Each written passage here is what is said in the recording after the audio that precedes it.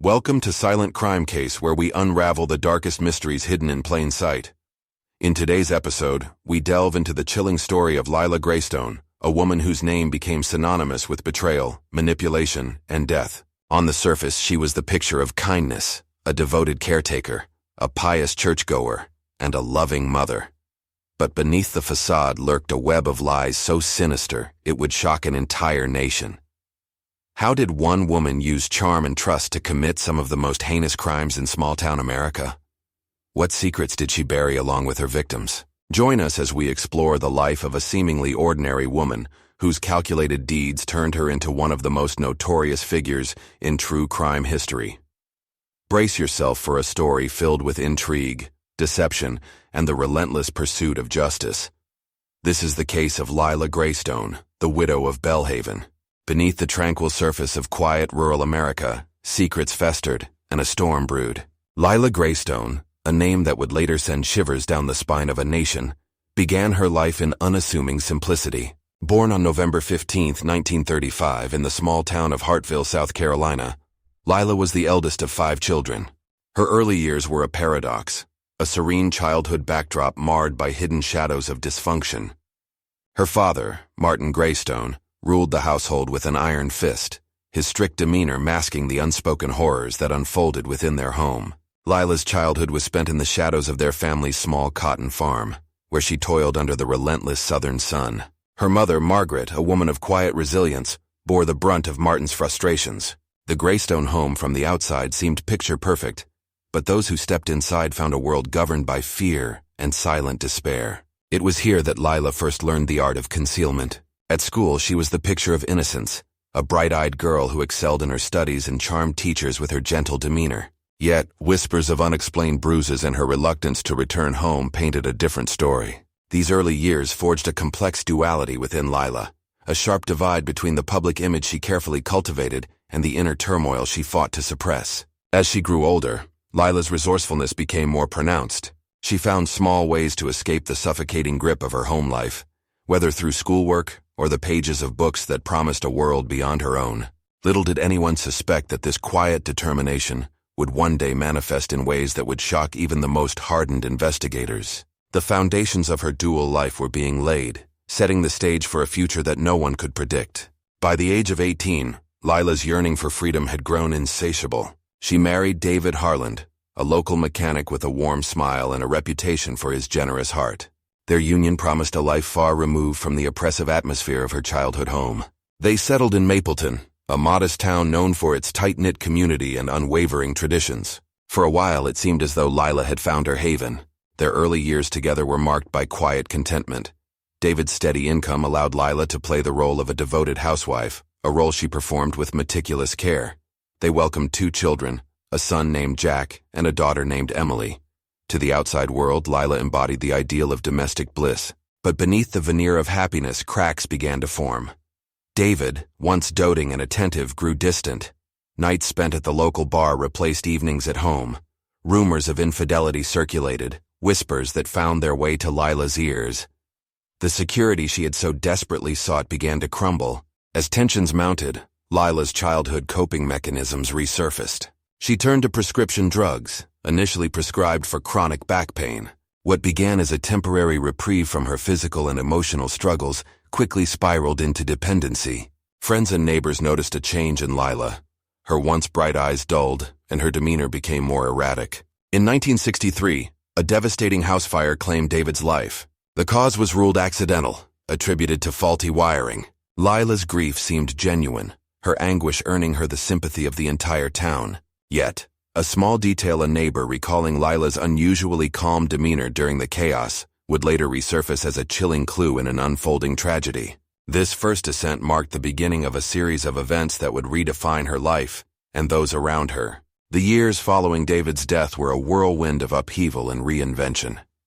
Lila relocated her family to Cedar Grove, a town an hour away, where she sought a fresh start. There, she met Henry Caldwell, a widower with a charming wit and a sizable inheritance. Their courtship was brief but intense, culminating in a wedding within 6 months. At first, their marriage seemed idyllic.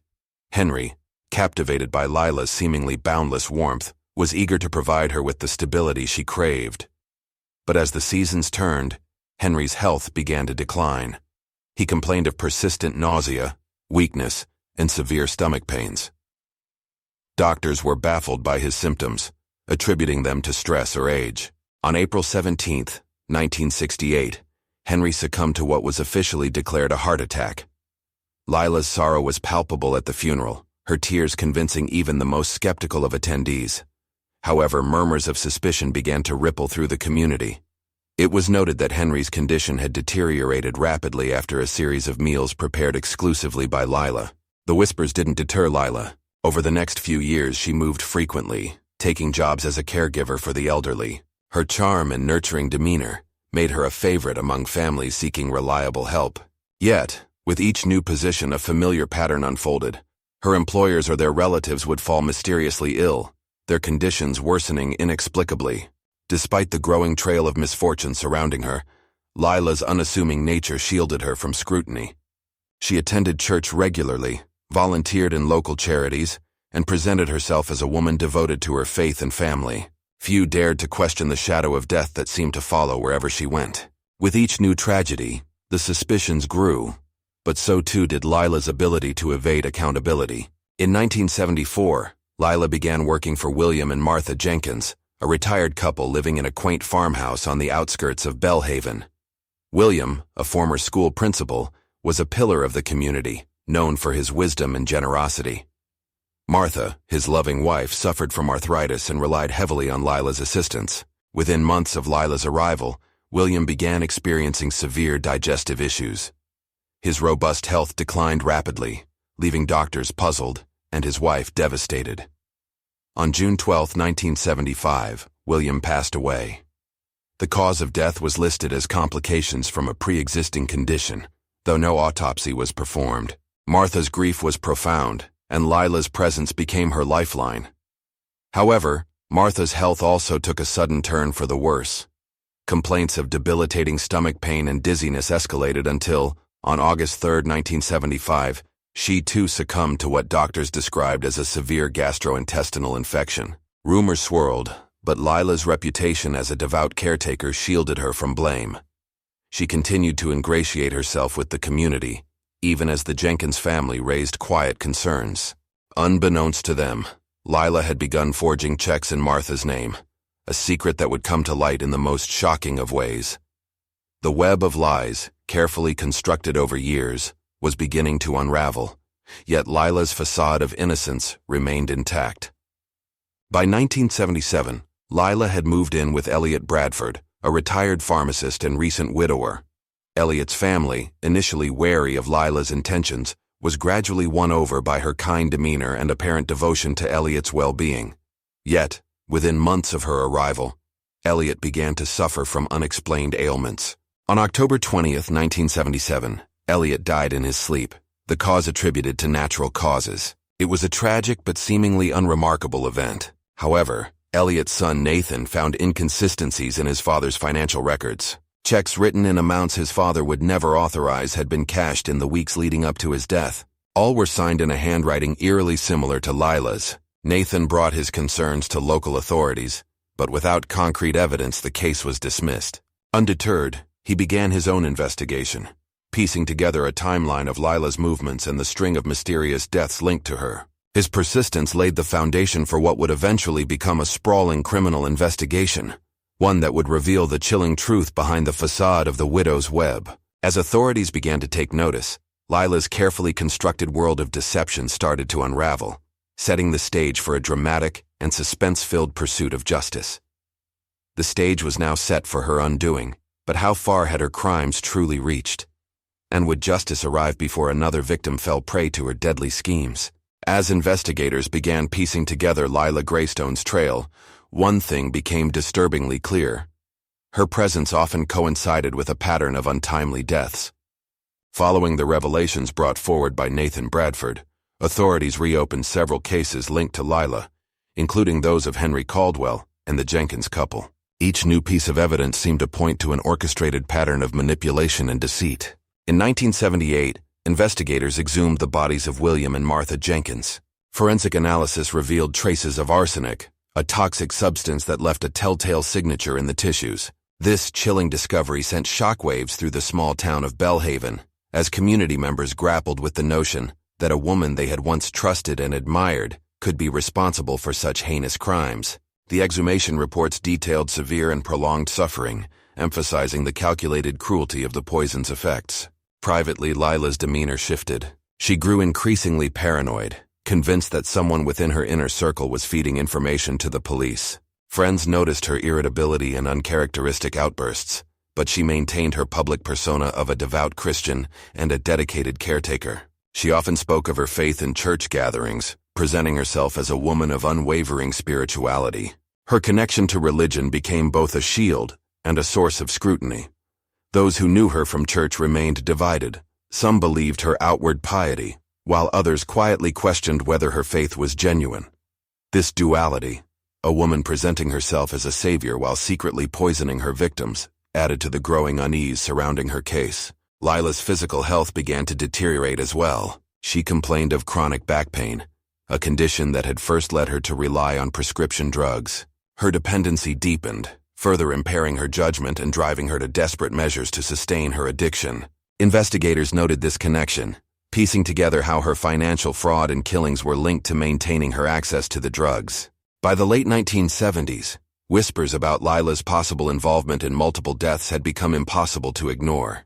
The once united community of Bellhaven found itself split between those who staunchly defended her and others who were convinced of her guilt. Supporters argued that Lila's dedication to her church and her history of caregiving painted her as a misunderstood woman caught in tragic circumstances. Detractors, however, pointed to the growing list of deaths as evidence that something far more sinister was at play. This divide extended to Lila's family. Her son, Jack Harland, publicly supported his mother, describing her as a woman of unwavering faith and love. However, her daughter Emily began to distance herself, haunted by doubts and unanswered questions about the events that had shaped their lives. Emily's reluctance to defend her mother added fuel to the fire of public speculation. Local media quickly picked up on the story, turning Lila into an unwilling celebrity. Headlines referred to her as the Widow of Bellhaven, a moniker that hinted at both her marital history and the dark cloud of suspicion that followed her. Journalists camped outside her home, eager for a glimpse of the woman at the center of the growing scandal. As the town's curiosity turned into obsession, businesses displayed opposing signs in their windows, either condemning or supporting Lila. Church congregations debated the moral implications of her alleged crimes, with some insisting on forgiveness, while others demanded justice. This polarization added a new layer of complexity to the investigation, as the lines between truth and perception became increasingly blurred. For Lila, the scrutiny was both a burden and an opportunity. She played into the public's fascination, using her charm to garner sympathy while subtly sowing doubt about the accusations against her. But beneath the surface, the walls of her carefully constructed life were beginning to close in. The breakthrough in the case came unexpectedly. In early 1979, an anonymous tipster contacted law enforcement, claiming to have evidence linking Lila to the deaths of multiple individuals. This tip led investigators to a crucial piece of evidence: a receipt for a purchase of arsenic-based rat poison, dated just days before the death of Elliot Bradford. The signature on the receipt matched Lila's handwriting. Armed with this information, detectives revisited Lila's past employers and acquaintances. A disturbing pattern emerged. Each victim had displayed symptoms consistent with arsenic poisoning in the weeks leading up to their deaths. Even more damning were the financial records that revealed Lila had forged checks in the names of several of her victims, siphoning money to fund her addiction to prescription drugs. With the evidence mounting, authorities executed a search warrant on Lila's home. Among her belongings, they found a diary, a meticulously kept record of her day-to-day activities. While the entries appeared innocuous at first glance, subtle references to her victims and cryptic notations about her financial struggles hinted at a darker narrative. This discovery galvanized the investigation. Detectives now had the means to build a case that linked Lila to the suspicious deaths with enough certainty to warrant an arrest. However, they knew that a conviction would require more than circumstantial evidence. The team worked tirelessly to compile forensic data, eyewitness testimonies, and expert analyses, determined to ensure that Lila would face justice for her alleged crimes. For Lila, the net was tightening. Though she maintained her innocence in public, those closest to her began to notice signs of strain. Her once composed demeanor faltered, revealing glimpses of the desperation that lay beneath. The stage was set for a confrontation that would determine the course of her life and the lives of those she had touched. On March 14, 1979, Lila Greystone was arrested at her home in Bellhaven. The sight of her being led away in handcuffs sent shockwaves through the community, marking a turning point in the town's collective consciousness. For some, her arrest was a vindication of long-held suspicions. For others, it was an unthinkable betrayal by a woman they had trusted. Lila's initial response to her arrest was one of calculated defiance. She insisted on her innocence, accusing the police of orchestrating a witch hunt fueled by gossip and speculation.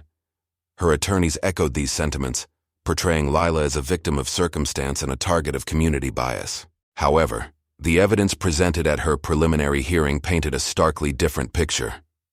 Prosecutors detailed the timeline of events leading up to each victim's death, emphasizing the consistent presence of arsenic and Lila's financial motives. Witnesses testified about her erratic behavior and her penchant for manipulating those around her. Despite the mounting pressure, Lila refused to cooperate with investigators. She denied any involvement in the deaths, often redirecting blame onto others or dismissing the evidence as coincidental. Her refusal to engage only heightened public fascination with the case, as people speculated about her motivations and the possibility of more victims. As Lila awaited trial, the community's obsession with her grew. Books, articles, and even a radio drama were produced, each offering theories about her guilt or innocence. But for the families of her alleged victims, the spectacle was a painful reminder of their loss. They yearned for justice, even as they braced themselves for the long road ahead. Lila's trial began on September 10, 1979, in a packed courthouse that buzzed with anticipation. Media coverage was relentless, documenting every detail of the proceedings. The prosecution opened with a powerful statement, outlining the evidence that tied Lila to the deaths of at least 6 individuals. Central to the prosecution's case was the forensic analysis of the exhumed bodies, which revealed lethal levels of arsenic. Experts testified about the effects of the poison, describing the slow and agonizing deaths it caused. Financial records and forged checks further illustrated Lila's motives. The prosecution also highlighted how Lila's health issues and resulting addiction to prescription drugs had spiraled into a deadly pattern of theft and murder. The defense, however, sought to counter these claims by humanizing Lila. They brought in mental health experts who testified about her history of abuse and addiction.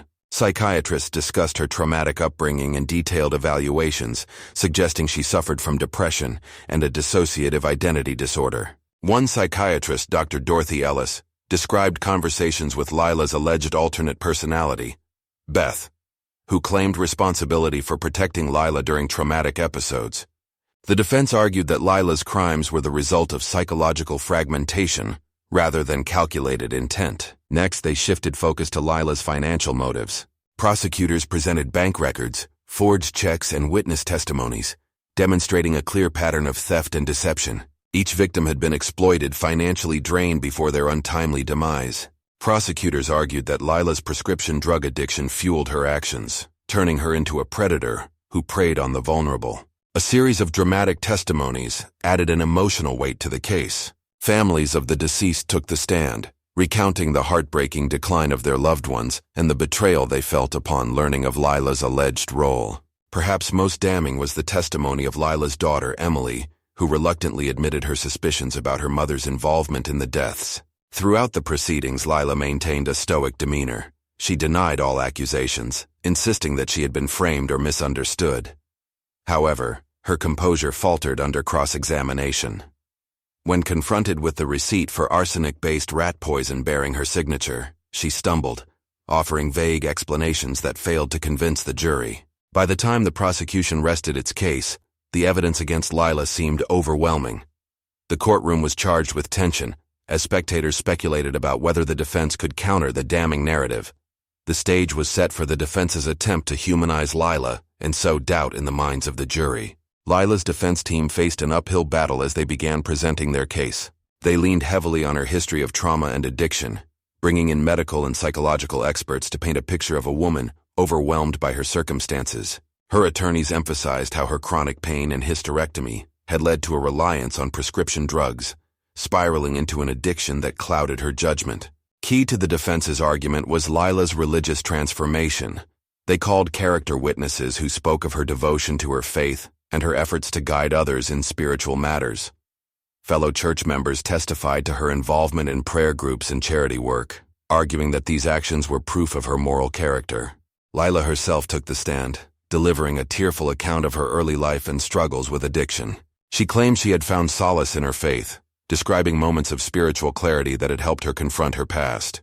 "I have asked for God's forgiveness," she said, her voice trembling. "I only hope the families of those I've hurt can one day forgive me too." The prosecution, however, was relentless in cross-examination. They questioned the timing of her religious transformation, suggesting it was a calculated ploy to garner sympathy. When confronted with the forged financial records and arsenic purchase receipts, Lila struggled to provide satisfactory answers. Her attempts to deflect blame onto her supposed dissociative episodes were met with skepticism, with the prosecution arguing that her crimes were too systematic to be the result of psychological breaks. Despite the defense's efforts, it was clear that the weight of the evidence was overwhelming.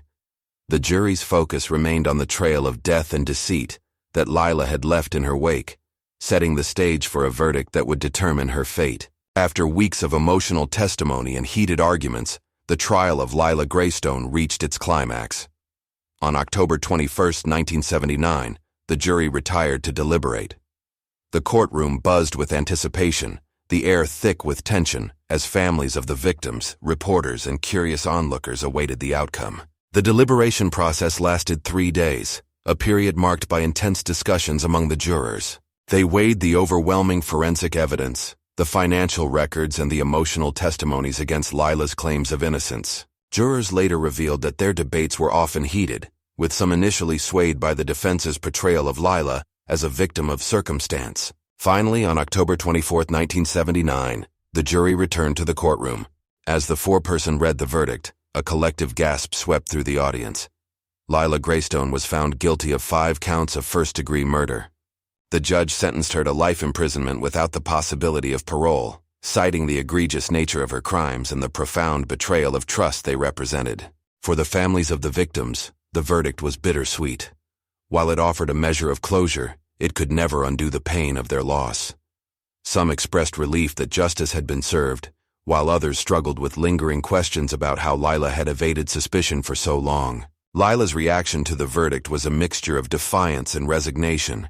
She maintained her innocence, claiming she had been unfairly targeted by a flawed investigation. But as she was led away in handcuffs, the stoic mask she had worn throughout the trial seemed to crack, revealing a glimpse of the fear and uncertainty that lay beneath. Lila Greystone's life in prison was marked by a paradoxical blend of notoriety and apparent redemption.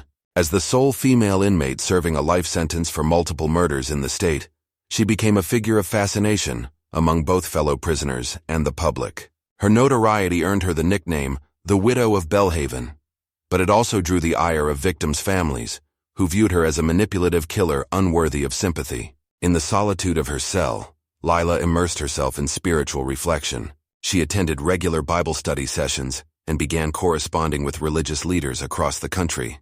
Her letters to prominent Christian figures, including pastors and advocates for prison reform, often expressed her deep remorse and her hope for forgiveness. Some of these leaders supported her claims, describing her as a reformed woman whose faith had transformed her. Lila's involvement in prison ministry became a focal point of her time behind bars. She counseled other inmates, many of whom credited her with helping them find faith. To her supporters, she was a beacon of hope and redemption. To her detractors, she remained a calculating manipulator using religion as a shield. Outside the prison walls, debates about her legacy continued. Advocates for clemency argued that her religious transformation should be considered grounds for a reduced sentence, while opponents pointed to the calculated cruelty of her crimes as evidence that she deserved no mercy. Victims' families were particularly vocal, dismissing her religious displays as insincere and emphasizing the irreparable harm she had caused. Despite these tensions, Lila's life in prison remained largely uneventful. She spent her final years reflecting on her actions, but whether she ever truly acknowledged the full weight of her crimes remained a matter of speculation. To the end, she maintained a complex duality, leaving behind a legacy as both a woman of faith and one of the most notorious criminals in her state's history. The story of Lila Greystone left an indelible mark on the town of Bellhaven and beyond. Her crimes sparked debates about trust, morality, and the hidden complexities of human behavior. How could a woman so outwardly kind and devoted conceal such darkness within? The case became a touchstone for criminologists and psychologists seeking to understand the motivations behind serial killers. For the families of her victims, the pain of their loss persisted long after the trial ended. Many struggled with feelings of anger and betrayal, haunted by memories of loved ones taken too soon. Some sought solace in their faith, while others channeled their grief into advocacy, pushing for reforms in elder care and the investigation of suspicious deaths. Lila's case also highlighted systemic failures that allowed her to continue her crimes for so long. In the years following her conviction, lawmakers introduced stricter regulations for caregivers and increased oversight for financial transactions involving vulnerable individuals. These changes, though important, came too late for those who had fallen victim to Lila's schemes. Even decades later, the widow's web continues to capture the public's imagination. True crime enthusiasts pore over the details of her case, dissecting the evidence and debating whether justice was truly served. The story of Lila Greystone serves as a chilling reminder of the depths to which desperation and deception can drive a person and the devastating consequences that can follow. In the end, Lila's legacy is one of caution and tragedy.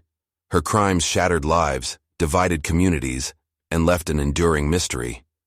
Was she a victim of her circumstances, or a master manipulator who thrived on the suffering of others? The answer, perhaps, lies buried with her victims, leaving us to grapple with the unsettling reality of the widow's web. As the story of Lila Greystone comes to a close, we're left to grapple with unsettling questions. How could someone so trusted and beloved harbor such darkness? And how many more secrets remain hidden in the shadows of small-town America? Lila's case serves as a haunting reminder of the complexity of human nature, the fine line between good and evil, trust and betrayal. It also underscores the relentless efforts of investigators and the power of justice to uncover the truth, no matter how deeply it's buried. Thank you for joining us on this journey through the twisted web of lies and deceit that defined Lila's life. If you enjoyed this episode, don't forget to like, comment, and subscribe to Silent Crime Case for more chilling stories that unravel the mysteries of the human psyche. Stay vigilant, stay curious, and remember, sometimes the quietest corners of the world hide the loudest secrets. Until next time, take care and stay safe.